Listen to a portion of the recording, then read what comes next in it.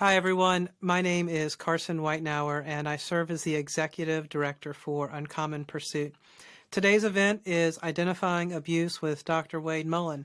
And abuse is a really difficult reality in our world, and to suffer through abuse is incredibly painful. It will wear us down, and it causes a lot of hurt, a lot of problems, a lot of trauma. And so this may be a heavy conversation if you're watching. And if you need to watch this with a friend or take some breaks in watching this or find another resource, I want to encourage you to access this in whatever way is most helpful for you. But I also want to bring you a little bit of joy. This is not about abusing, but about identifying abuse. And Dr. Mullen's heart is to care for the vulnerable. He has done extensive study in this. He studied over 1,000 cases of abuse and then distilled down the patterns of how abusers do it and how they mislead others about what they've done. And so this is an event to let you know you're not alone. This is an understandable pattern, and the tools and the resources we're going to cover today and that you can find in Dr. Mullen's book, Something's Not Right, they're going to help you make sense of your past and even what's going on right now. And hopefully that provides some measure of healing and encouragement to you. And also give you the tool set you need to explain it to other people and to be a better advocate going forward. And so I hope you'll find that this event has a tone of encouragement and life to it in light of all that you've been through or all that you want to protect people from. So Dr. Mullen, I'm really happy to have you with us here today. I'm excited to learn from you. And if you would please introduce yourself to everyone who's listening.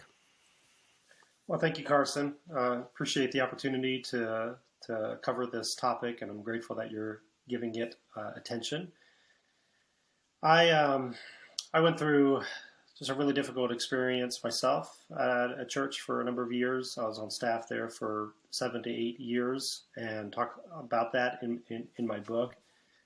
And at the same time was pursuing a academic course of study at a seminary, and was looking at cases, of institutions, evangelical institutions that have used what are called oppression management strategies in the wake of an image-threatening event or a scandal.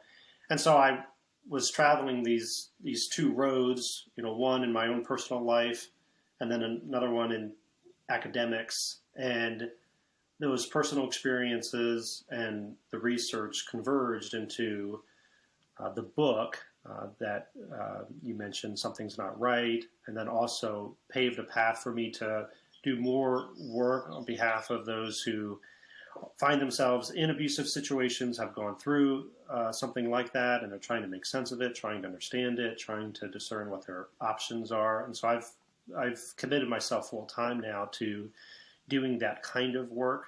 I was leading an MDiv program for 5 years at a seminary and stepped out of that about a year ago just so that I could give more of my time to helping people and organizations who are trying to identify abuse, respond well to it, recover from it. And so that's just a little bit about me and kind of what I'm doing now. Well, Wade, I'm really thankful that you've given yourself to this work. I wanted to ask a question about why you do it, though. Dr. Diane Langberg has very wisely, I think, said, you cannot work closely with the poison of sin and evil, suffering and trauma in your own life or the lives of others without being contaminated and marred, unless you are saturated with the thoughts and heart of God. And so I wanted to ask, in light of the fact that you yourself have been through a traumatic, abusive situation, I think in your book you explain it went on for 2 years of you trying to hold a pastor accountable. Why did you choose to step back into the poison of this in other people's lives as a career, as a way of going through life? Well, I would, agree certainly with Dr. Langberg's thoughts that, there is poison, in this work, and when you get exposed to that, it's going to have an impact on you, and I think that needs to be taken seriously. And it's part of the reason why I entered into this with great difficulty. I remember speaking to somebody who was providing, advice to me at the time, and saying, I don't know that I can do this. I don't know that I want to do this. And she said to me, well, you're linked to this, and you've got to think through what you're going to do with that link.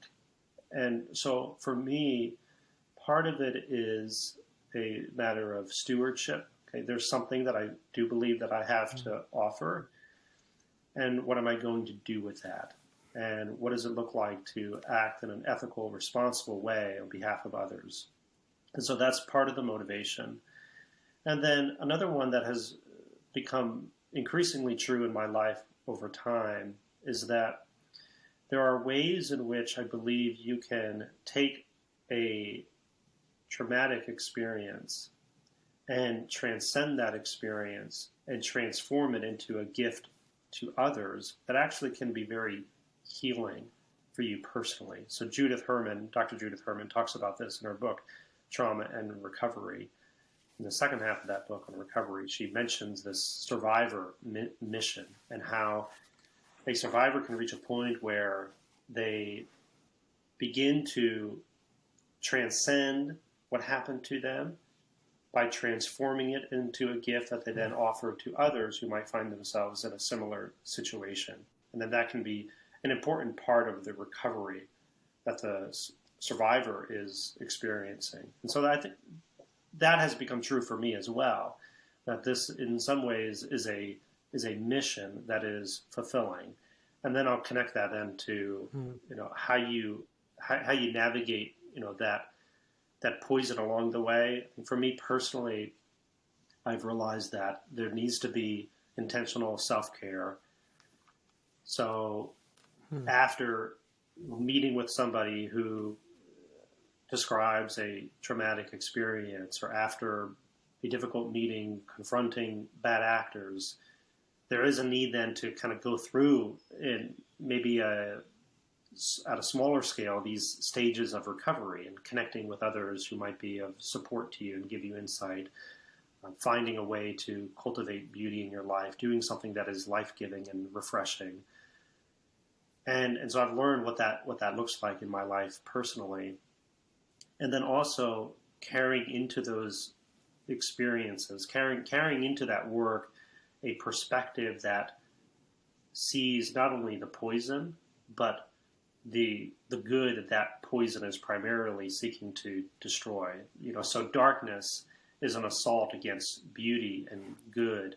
Evil is an assault against good. And so one thing that I've learned to try to do is to identify the good that the evil is seeking to assault, or identify the light that the darkness is seeking to extinguish, and then to focus on that, appreciate that, learn to keep that in mind, because it reminds me this is what this is why I'm doing this, for the good of others, out of a love for that good and for those people.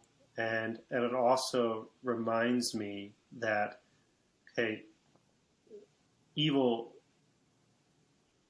isn't in the end going to win. I mean, that's a perspective that I hold to. But I do believe and hang on to the hope that the darkness in the end will be overcome by light. That's encouraging. Well, I am still vacillating between having that perspective in my own life after what I went through at RZIM, and still sometimes feeling like I'm in the mess of recovering from that. But these glimmers of hope that the pain of this experience can be turned by God's grace and by God's love and by a lot of restoration into a gift to offer others. I mean, that is so redemptive and encouraging. And I know for some people watching that seems unimaginable. And so I'm thankful that that's something you can share with us, as something we can hope might happen in our own lives. Wade, today we're talking about identifying abuse, and I have a lot of questions from your book, Something's Not Right, I wanted to dive into you with. And I feel like a kid in a candy store to be talking to the authors of books I've read and getting to go a little bit deeper with them. You define abuse this way. You say it's when someone treats you as an object they are willing to harm for their own benefit. Abuse has occurred, and that person has become an abuser. In other words, abuse involves any action that takes power from another in an attempt to use them.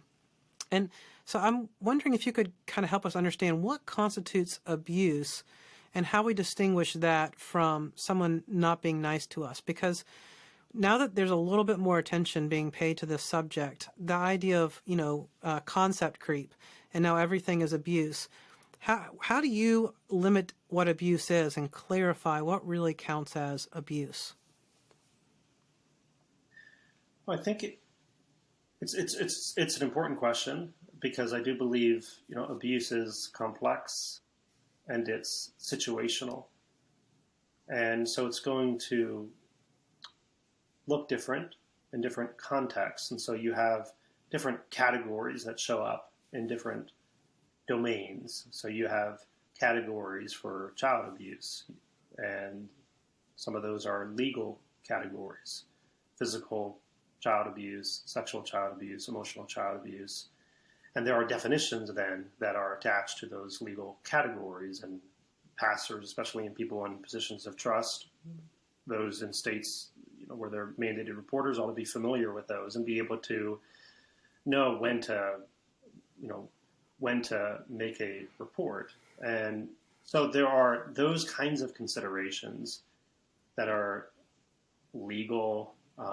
And then there are considerations that I think are important to keep in mind when you step back and look at abuse as an act in which somebody uses their, let's say, power in a wrong way. So Diane Langberg, in her work defines abuse just off, from the Latin abiti, meaning to use wrongly, right? So if we think about it in just those terms, then we can see how, okay, this can go beyond just strict legal definitions that might show up in different domains, but actually can be applied to many different social situations. And I think it's important for us to be able to increasingly identify, where abuse can show up in a variety of relational contexts. And so if you have somebody, let's say, who's in a position of trust and in a position of power, and there's a power differential, between that person and the person that they're serving, so there's a vulnerability on the other side, that person, if their purpose, so purpose I think is another important factor. So if that person's purpose is to use that position of trust in order to gain more money, or in order to gain more of a following, or to gain some kind of abundance for themselves, but that's in opposition to what they're really there to do. What their purpose ought to be is to serve others, but they're instead of feeding the sheep, they're feeding themselves, or they're engaging in deceptive practices in order to appear like a good shepherd, but they're really a wolf wearing the clothes of a shepherd, right? So then you can see how, okay, this is an abuse of power, right? And this is a person who's occupying a position of trust, and they're using deception, and they're using secrecy, and they're using tactics of manipulation in order to get something for themselves, and that's harming the people that they claim to be serving. And I think we can legitimately look at that and say this is abuse. And I think we're seeing that happen more and more, and I think it is a legitimate assertion, right, for someone to look at a situation in which someone is violating, their duty to care, and they're exploiting people under their care. And I think it's appropriate then to name that for what it is and to say, for instance, this is an abuse of power. So again, it's complex and it depends on the situation. I think you look at as many factors as you can to determine whether or not, this is abuse or whether it's something else. Yeah, but there's a number of key concepts there. I mean, aside from some of the worst case scenarios involving children and areas where thankfully we have legal protections for that kind of horrific abuse, I noted, there's a power differential, there's vulnerability, there's deception, there's manipulation, and there's turning a position of trust into a means of getting some benefit for yourself at the expense of those you are setting up an image of serving. And so I think those give us some helpful things to pay attention to in evaluating if a particular situation qualifies as abuse. In Something's Not Right, you state, the language of abuse is at its core a collection of tactics for deception, and it allows the abuse to spread. And so you have the abuse, and then to cover up that abuse, you have deception. And I'm wondering if you could clarify for us in all of your research why it's so important that we understand the connection between abuse and deception. Well, because I saw that showing up in case after case and in my own personal experience that if there's someone who is, let's say, abusing their power, but they're occupying a position of trust, then the deception becomes important to that person in order to maintain that appearance of being trustworthy. And deception then, I think, when you look at cases of abuse, you can trace throughout, all of the stages of abuse. So, for instance, somebody who is targeting another person and is beginning then to engage in tactics to coerce trust out of that person, might deceptively make themselves appear to be more trustworthy than they really are, or might deceptively use what I describe in the book as tactics of charm, flattery, compliments that aren't sincere or aren't truthful in some way, or exaggerate, or they use gifts or different kinds of helps in order to charm another person, not for that person's good, but in order to coerce that person into trusting the individual who's seeking to get something out of that person or group of people. And so there's deception because what's being presented is not in line with what is actually going on behind the curtain. So I draw upon Irving Goffman's book, The Presentation of Self in Everyday Life, and his work on impression management and how people might engage an audience like as if they're actors on a stage, and they might present something to the audience that is actually different than what is going on, behind the curtain. So when they go behind the curtain to the backstage, they can relax and they can drop the script, and they are no longer acting for an audience. Well, you can find that dynamic showing up in most situations of abuse in which the person who's being targeted, certainly if it's abuse that's being perpetrated by a person in a position of trust, you have a person who's being targeted, and that person is being given the impression that this is somebody that I can trust. This is somebody that I can spend more time with. This is someone that I can divulge more information to. This is someone who does care for me and has my best interests in mind.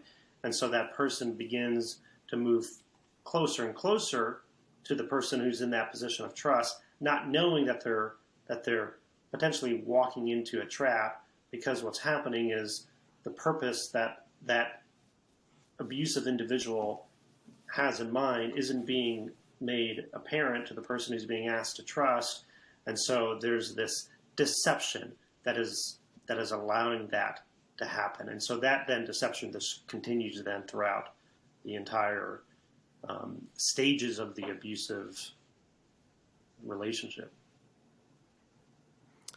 So I think it's important. That helps. I think. See how, I was just going to say that. No, I think that helps because Go ahead. So then I think it's important to be able to see that deception, because it might give us insight into whether or not somebody is acting in good faith. And of course, we often don't see it until we look back and after harm's been done and after lots of damage has been done. Sadly, often then it's only that we can connect the dots and see, okay, here's what was presented, here's what was actually true, and there was a deception there.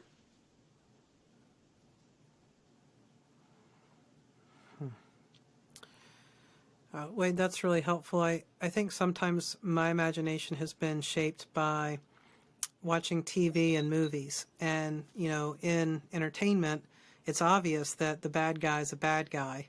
And you see right there the evidence of them doing bad. And then the sheriff bursts in and catches them red-handed. And, the jury unanimously convicts and off the bad guy goes to jail. But real life isn't at all like that. I mean, sometimes that happens, but usually people don't publicly go around saying, yeah, I'm an abusive person. People would rather have a reputation of being a reputable member of the community, because that enables them to have access to other victims or to protect themselves from accountability for past victims. And so understanding that deception is used both to find the target and make them more vulnerable, or to protect themselves from exposure and accountability. I hope that that's a message anyone watching would really dial into and remember as they try to evaluate their circumstances and their networks going forward. Wade, what are some of the most common tactics of deception? What are some patterns that you found that we should be looking for?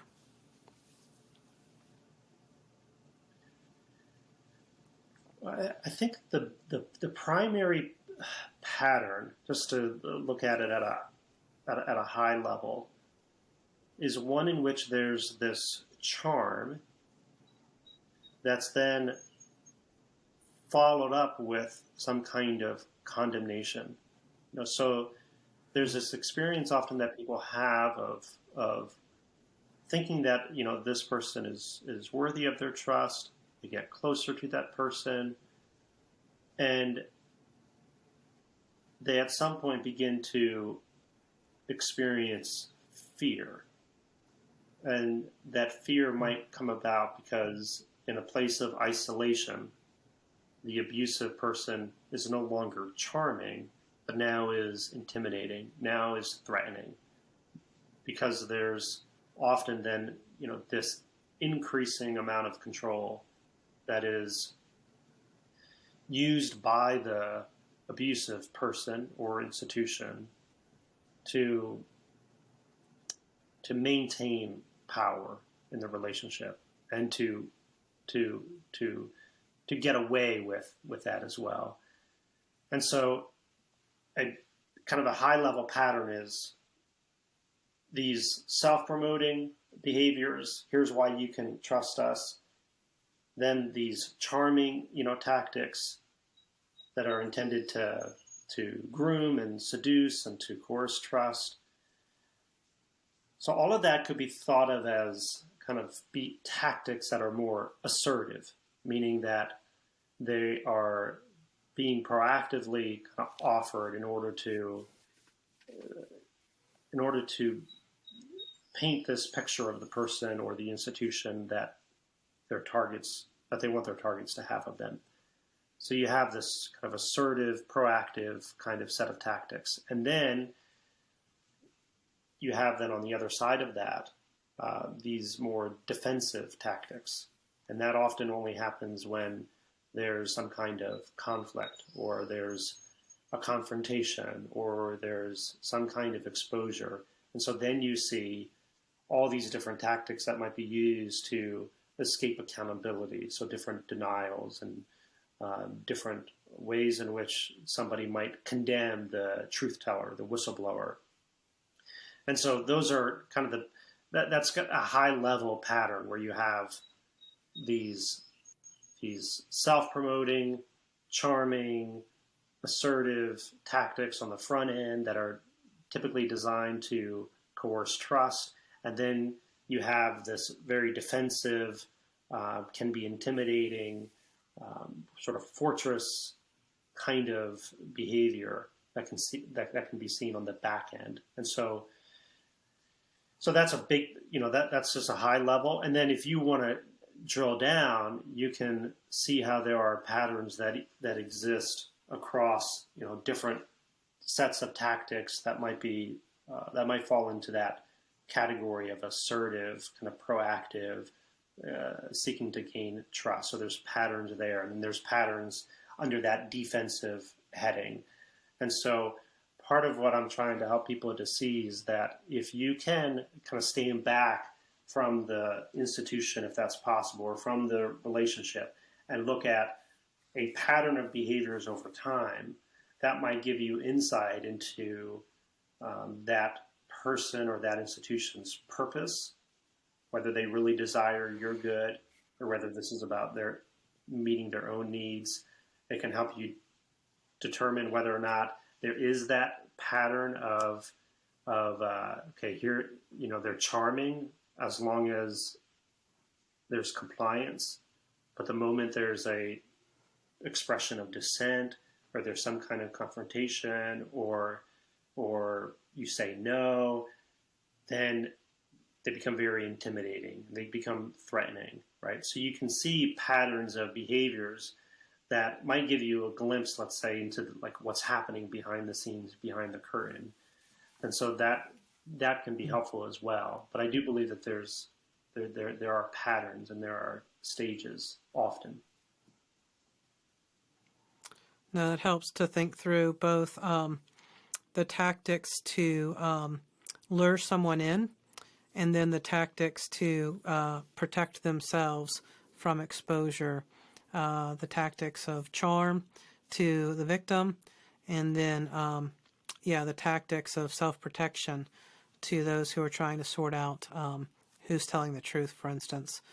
One of the tactics that you identify is isolation. And, clearly it doesn't make much sense for someone to assault someone in public. You want to do that in private, where there's less risk of exposure and witnesses to the wrong you've done to someone.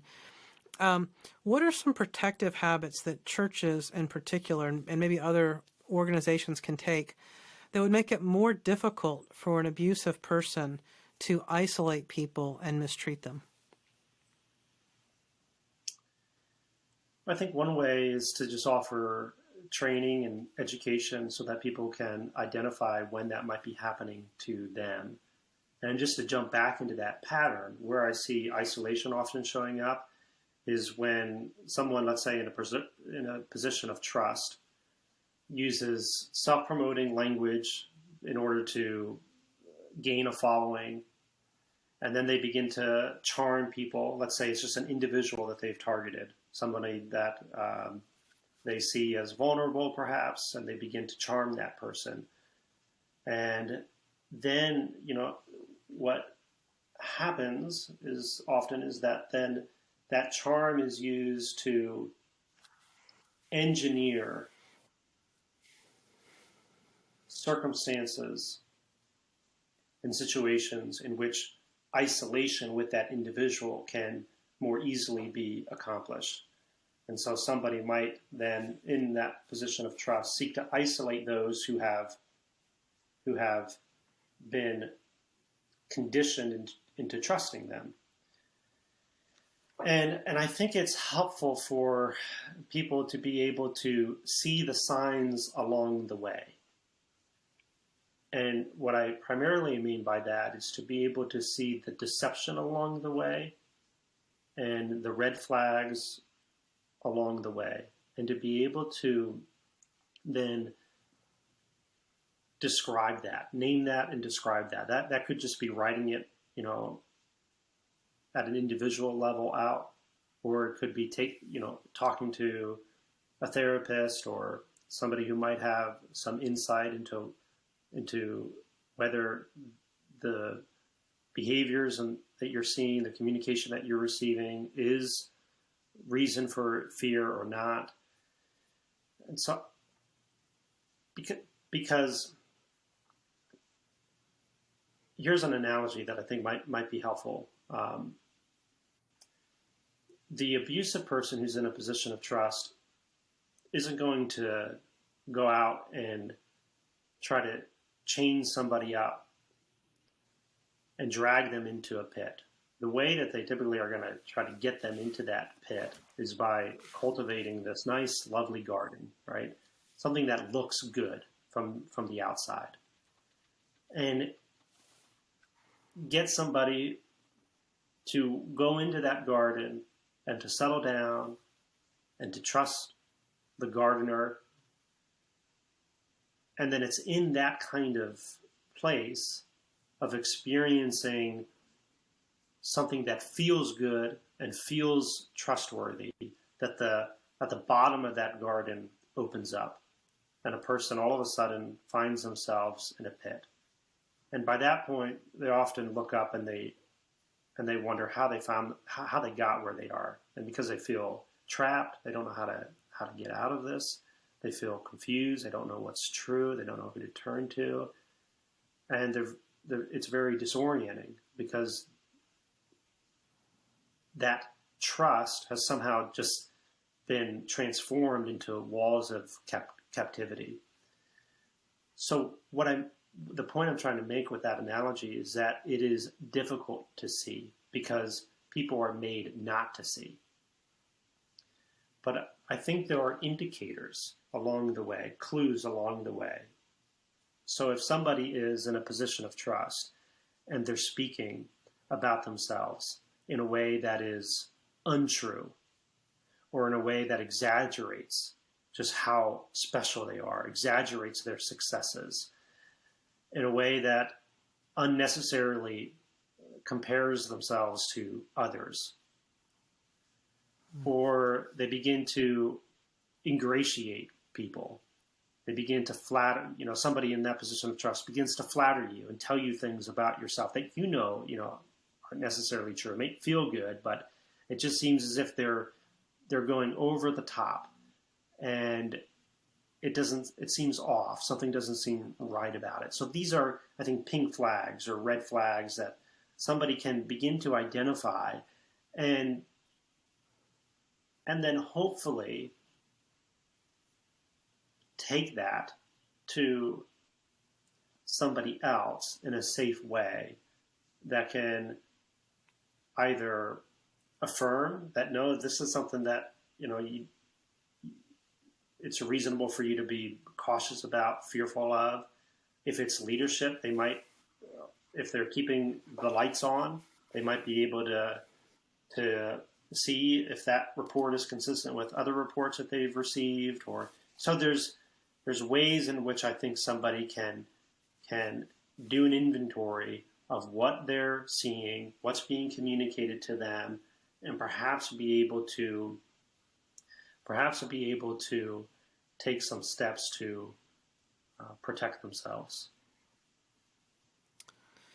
Wade, that's really helpful, and you've written an entire article on pink flags, which is such a helpful phrase. I mean, red flags sometimes have gotten missed. One of the things I'm embarrassed about is how when Ravi talked about having all these doctorates, and they were honorary doctorates, not understanding the significance of that misrepresentation at the time and accepting the explanation that this was cultural and that's how they do it in India, and Ravi's an Indian man, so I need to defer to that cultural preference.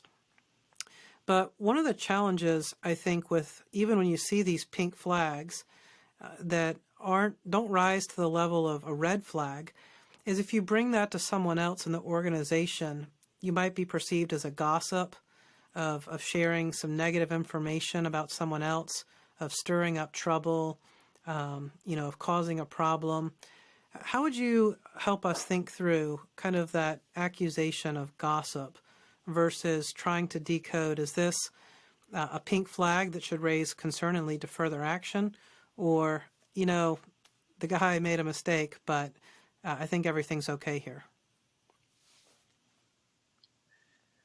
Well, I think, again, that's where doing that kind of inventory work can help, where you try to, what's called is sense making. So you're trying to make sense of what you're seeing and experiencing and hearing.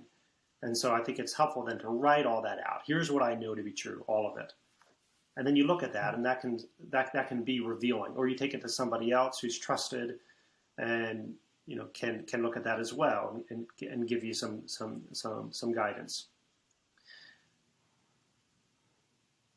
But I think that there needs to be safe avenues for people to be able to express a caution that they have about, let's say, a person who's in a position of trust, who, using that example of Ravi, might be making public claims about their credentials that to be off. Maybe there's something that isn't being expressed that is as accurate as it needs to be. Maybe there's a little bit of twisting kind of words and something that makes that person seem to be better, more credentialed than they actually are. So there ought to be a safe way then to voice that concern to people in a position of authority who might be able to address that concern. So one way that I think is helpful is to, instead of jumping, let's say when it's, this is a pink flag where you don't really know whether the person is intentionally trying to mislead or not. You don't really know if their purpose is to gain something for themselves at the expense of truth or the expense of others. I think one way that you can approach that is by saying, here's what I'm seeing, or here's what I'm hearing from this person, and this is what it's communicating to me. And it is a way that you can present the concern without necessarily saying, here's what I believe is true about this person. So you can say, though, this is what this is communicating to me. So, for example, when I've had to handle plagiarism cases in the higher ed setting, the way that I sometimes approach that is by presenting the information to a student, the evidence of plagiarized content, and giving that student an opportunity to provide an account for that. And many times a student who's caught plagiarizing will say, well, I didn't mean to leave the citation out. It was an accident. So what they're offering is a defense, an excuse that in the book I call, or in the literature on impression management, is called a denial of intention. And so one of the ways that I would help a student understand the gravity of that kind of offense is by focusing on the communication and saying, when you plagiarize someone's content, whether it's intentional or not, it communicates to the person whose work you plagiarized that this is not yours, this is mine. And it communicates a theft to that person. That's what it might feel like to that person who's had their content taken. And it communicates to the people you're speaking to or writing to that this idea or these words are yours. And so as a communicator, if you're in a seminary going through a seminary program, one of your likely main roles will be communicating. And as a communicator, that's a serious matter. So I think my point is, I think you can focus on what's being communicated without even necessarily getting into what the intent was. And the other thing that I think is important is then for somebody who perhaps is engaging in pink flag behavior, to have that behavior then presented to them. And leadership perhaps can do that, because confrontation is a window into someone's soul.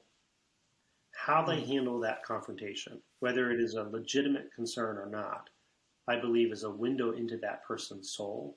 And this is where that pattern comes into play that I mentioned earlier, that there's often in an abusive person's language these patterns of deception that either makes themselves appear better than they really are, or language of deception that's used to charm others. And that language of deception shows up in how they respond to criticism, how they respond to confrontation. And so I think the opportunity then to go to somebody and say, here's a concern, we'd like you to respond to that concern, that in and of itself can be a window into that person's character. That's really helpful, that if we don't feel safe enough to raise the concern and have that conversation, that's another experience we want to make sense of. I've observed a pink flag, and I don't feel that it's safe to discuss that pink flag. Now we've got something else to consider and make sense of about why a confrontation could be a problem. Whereas if we feel like, well, of course I could talk with them about my concern, and you have that conversation and they accept responsibility and they apologize and they change course, I mean, that's a great outcome. And so I think that's very helpful. Wade, one of the emotions that you pay attention to in the book is that sense of fear. I'm wondering if there are other, something's not right emotions that, if we're feeling those ways, would be a good indicator that something's not right, and we might want to do an inventory by ourselves or with a counselor, with a trusted friend, with another good resource to try and say, wait, something's happening here that could be quite off. And what would be, because I think sometimes the charge is you're being too sensitive, and you took it the wrong way. I didn't mean it like that.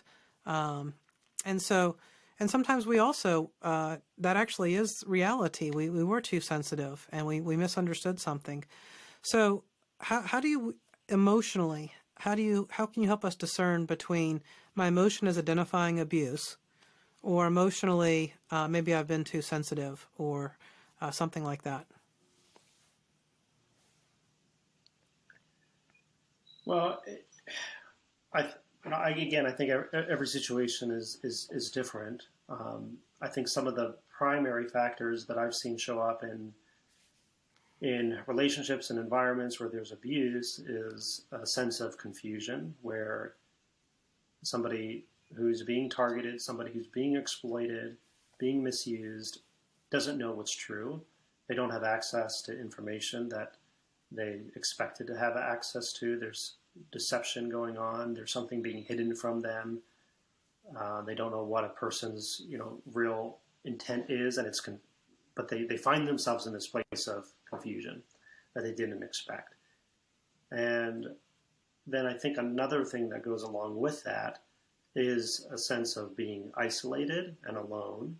So somebody might enter into an abusive environment or an abusive relationship and discover that their relationships are being dismantled, and they're being increasingly isolated from people that they would normally be friends with. It could be family members, it could be a therapist, because the abusive person or the institution is exerting more and more control over that person's life, and they find themselves feeling more alone.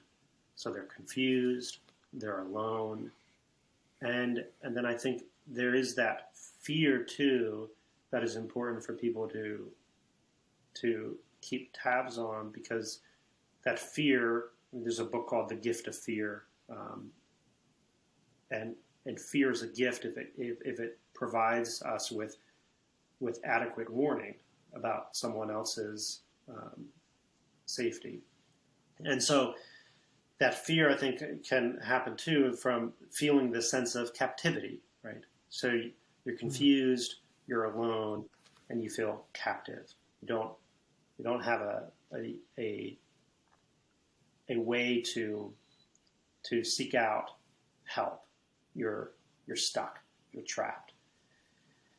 And so I think if someone finds themselves in a place that's supposed to bring about the opposite in people's lives, in a place like a church where there's supposed to be clarity because communication is clear and transparent and you know what's true, in a place where you're supposed to be connected to others and increasing in that connection and flourishing in relationships, in a place where you're supposed to be empowered to find yourself being disempowered, I think you can legitimately look at that and say, I am experiencing the opposite of what I believed I would experience when I stepped into this.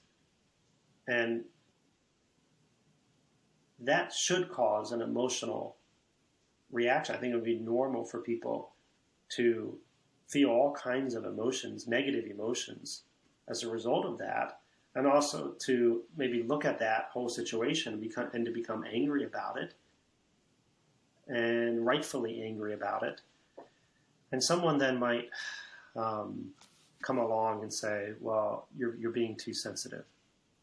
And I've seen that time and time again, and I think it's one of the more damaging things that can be said to another person.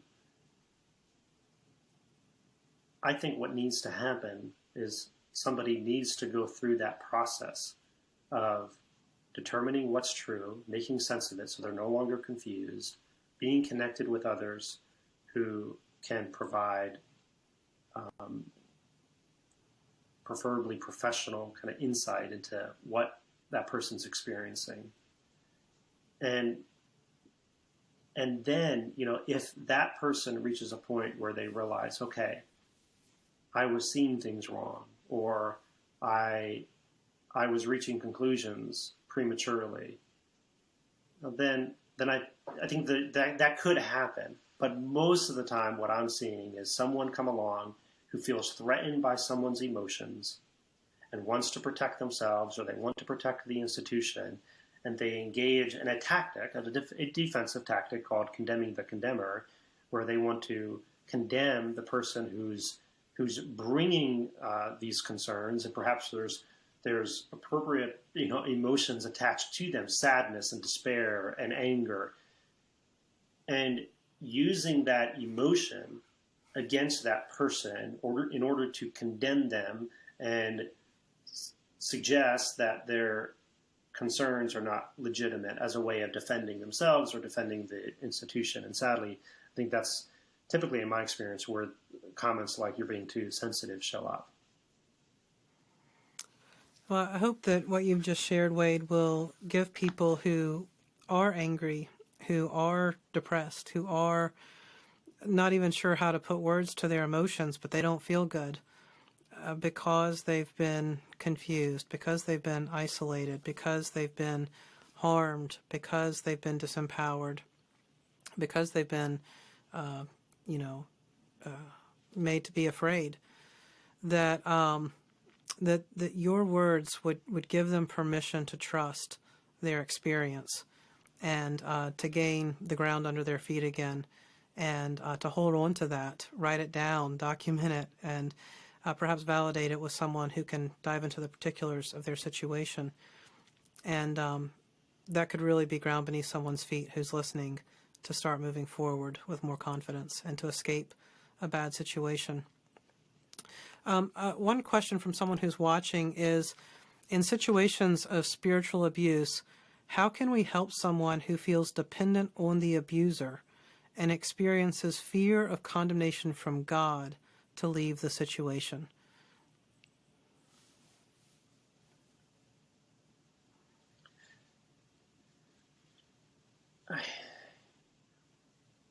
It's tough to know how to help somebody because everyone's situation is different and people are at different places. So what I'm going to say is that the help needs to be highly contextualized. So I think what often is most helpful to someone who's in a situation like that is to meet with a trusted professional, to be able to share their story in an unrushed way, to be able to have kind of the knots disentangled, to be able to see their situation clearly, and for another person to help them with that, and then to be able to know that there are options for them, and for them to feel empowered to be able to take steps in pursuit of whatever option is best for them in that situation.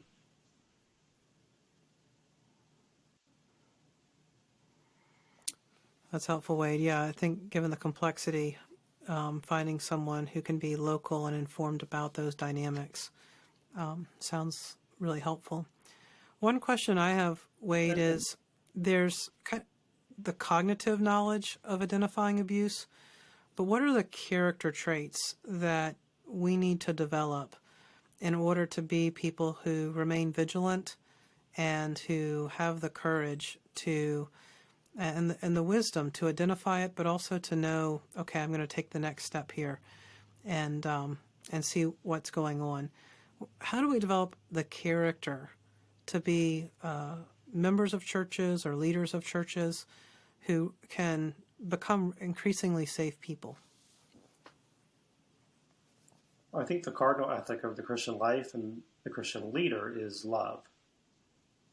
And the kind of love that is willing to sacrifice for the good of another person.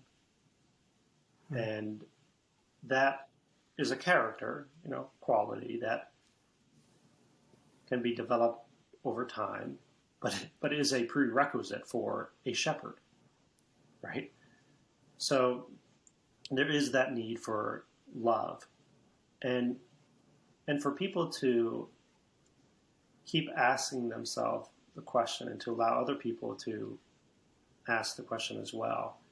Am I acting in a loving way? As I interact with this person, as I lead, as I sit at this table with others and deliberate on a matter and contribute to a decision-making process, am I doing that out of a love for everyone involved? And that ethic, then, I think, protects somebody from becoming self-serving in a way that ends up being exploitive and in a way that ends up harming other people. So there's that ethic of sacrificial love. And then I think there's the need to cultivate moral courage. And I think in Christian settings and as Christian leaders, where that shows up is primarily in a willingness to speak the truth in love. And that could be speaking the truth about our own wrongs, being willing to confess when we need to confess. And I think one of the reasons why we see stories of pastors who are exposed and there's years and decades of pain and hurt and trauma in their wake is because early on they never learned to confess, even what might be in hindsight considered kind of small wrongs in comparison to what that person ended up doing later. But because they learned not to confess, they also learned then how to get away with misconduct and how to get away with, getting their own needs met at the expense of others. And so I think speaking the truth in love involves a willingness and an ability to confess, and then also speaking the truth in love involves a willingness and ability to confront others well. And so those types of communication, right, they take moral courage, and I think that has to go hand in hand with love. So those are, there's many different, character qualities that we could talk about, but I think those are two that people can hone in on and think about as they're engaging in any kind of leadership or advocacy. Am I loving well? Am I speaking the truth in love? Thank you, Wade. Wade, we're all wired to trust, and trust is such a fundamental aspect of love, of relationships, of flourishing. And because it's so powerful and so necessary, I don't know the metaphor, it's like relational oxygen. And because of that, what I think I've learned from you is abusers deliberately manufacture trust when it shouldn't be there. And so how do we not be paranoid and suspicious of everyone that they are looking to manufacture trust? This is not a gift given out of love. This is a charm. That wasn't a compliment. They're flattering me. How do we maintain trust without being credulous or becoming paranoid? Well, I think it's normal for someone who has experienced a betrayal of trust. Let's say somebody who has walked into that garden and they found the ground giving out beneath them, and all of a sudden they're in a pit. It's normal and reasonable, understandable for someone who's experienced that to not want to walk into a garden ever again, even if there isn't a pit underneath it. So that's normal and understandable, and I think it takes time for somebody to reach that point where they can begin to trust again. And I think trust then has to happen naturally, organically. It's a byproduct of people experiencing what they expect to experience from those that they are trusting, right? So it's something that I think has to happen at its own speed over time. I think what I would offer by way of encouragement is that despite having read and seen and experienced so many stories of people in positions of trust betraying that trust, I do still believe that most people are not out to trap you. Most people are not out to target and objectify and exploit and abuse. Most people are seeking to shepherd well. Most people are seeking to love other people well. And I think we can start with that belief and hope. And as we enter into relationships of trust, we can use what we know now and maybe what we're reading and learning to help us discern whether a relationship that we're stepping into continues to be worthy of our trust, or whether we're seeing signs and indicators that perhaps before we didn't see, couldn't see, but now we're able to identify. And I think we can And what I believe is true is because someone might say, well, that's not being trusting. No, I think that if you keep your eyes open and you are being honest about what you see, if somebody is acting in a trustworthy manner, that alertness, that caution will just increase your trust in that person. So the same thing is true for a board of elders. Now, someone might say a board of elders shouldn't be conducting checks on the senior pastor, shouldn't be requiring the senior pastor to give reports to the elder board, shouldn't be conducting a survey of the congregation or staff members to check in to see how they're being treated or mistreated. Someone might say, well, that's just creating a culture of suspicion, and the board needs to just trust the pastor. But if a board is engaging in appropriate checks, then the data that comes back from that and the evidence that comes back from conducting those checks ought to increase trust.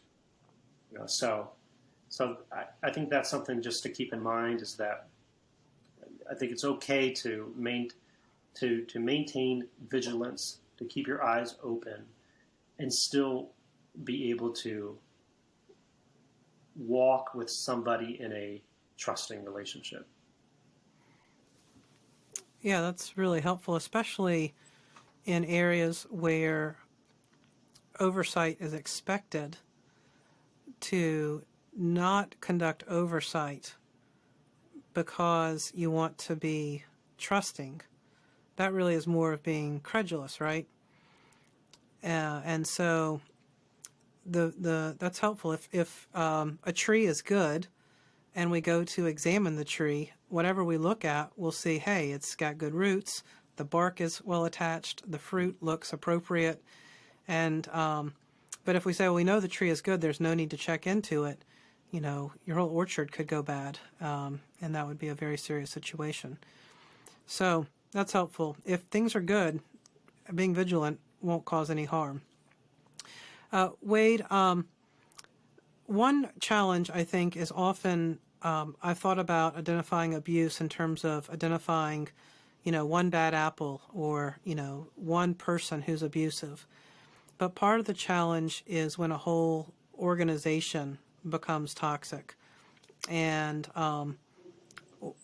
actually functions as allies and protectors of an abusive leader. What help can you offer? What advice would you recommend to someone who realizes that their abuse is not just coming from a powerful leader, but is coming from the whole system that protects that leader? What are some steps they can take to protect themselves and to be able to navigate that kind of overwhelming pressure on them in a wise way?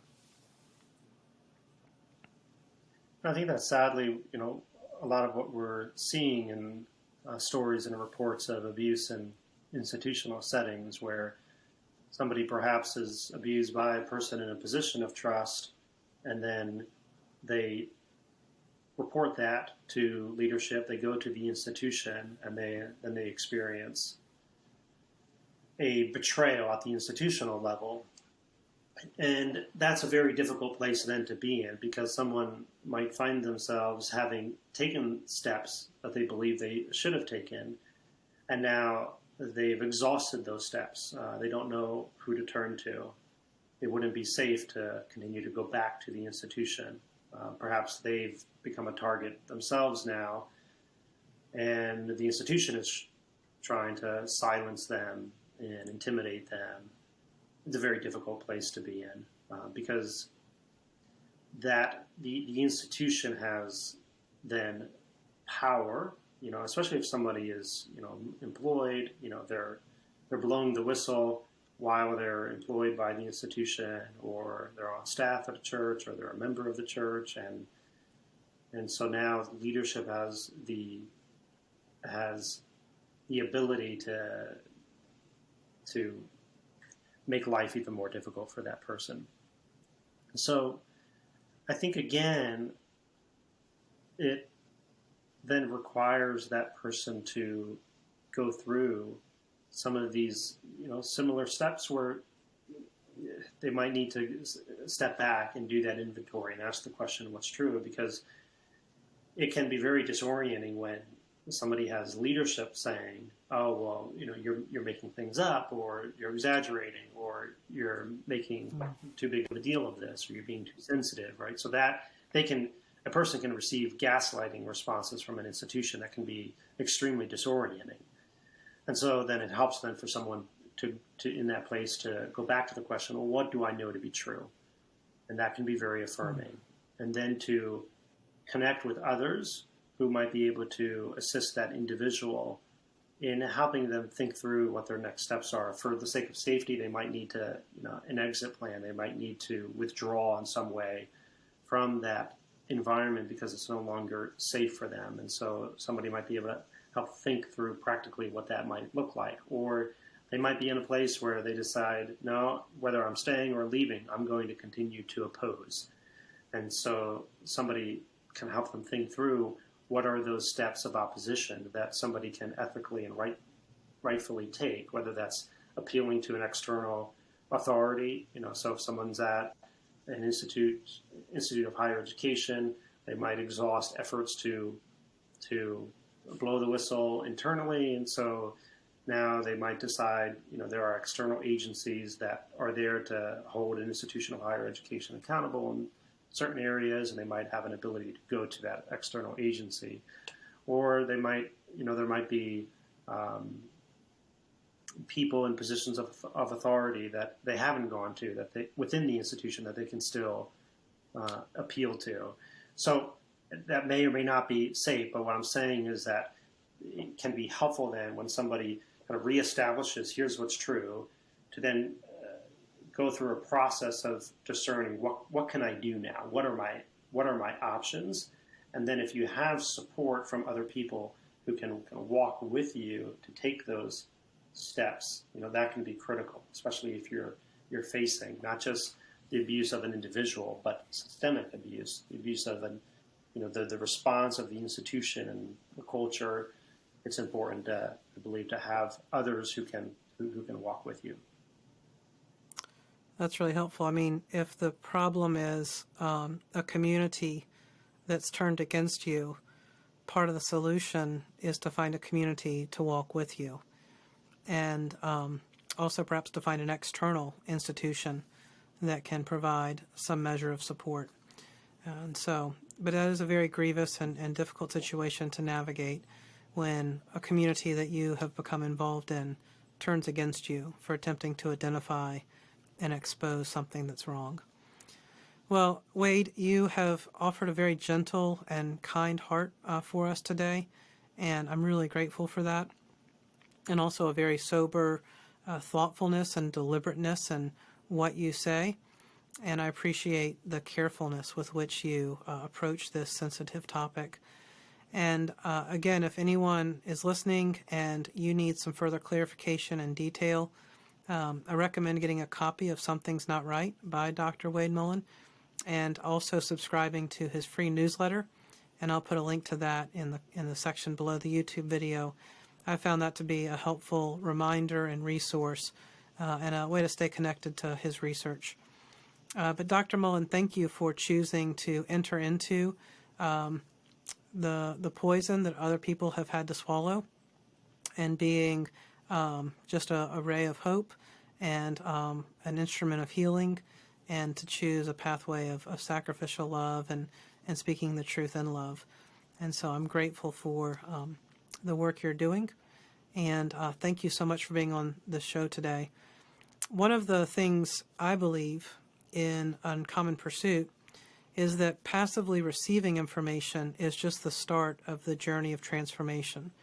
And that when we take the time to write down what we've learned, that clarifies what we've actually experienced and gives us much greater retention of information, and it helps us to move forward with greater wisdom. And so we're going to have a space to discuss this conversation in the Uncommon Pursuit community. And if this is an area of importance to you, I want to encourage you to join that conversation and share what you saw and you learned from this conversation. And that will help others as we share our different insights about how this conversation is going to help us move forward to identify abuse. Thanks again for listening, and we hope to see you at a future event.